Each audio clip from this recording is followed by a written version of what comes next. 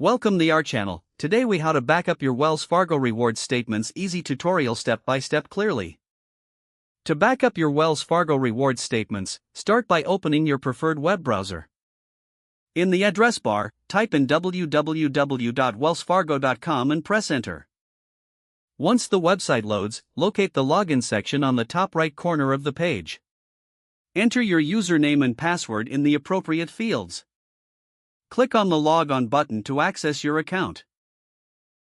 After logging in, navigate to the Rewards section from the main menu.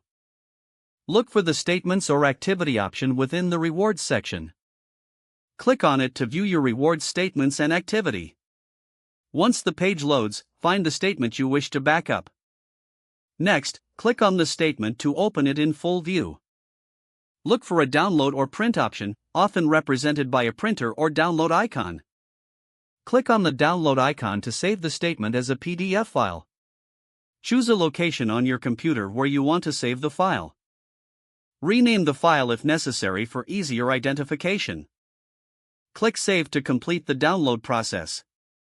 To ensure your statements are backed up, locate the downloaded PDF file. Consider creating a dedicated folder for your Wells Fargo statements for better organization.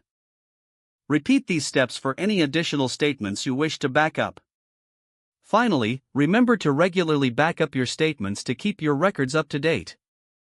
If the page does not load, refresh the browser or try again in a private or incognito window. Make sure you are using the correct email address, then retype it carefully to avoid small typos. If your password is not accepted, use the reset option and create a new strong password you can remember. Check your spam folder for verification or security emails, then complete any requested confirmation steps. Enable two-factor authentication if available to improve account security and reduce unauthorized access risk. After signing in, review your profile details so your contact information and settings are accurate and current. If you see an error message, note it down and try again after restarting your device and internet connection.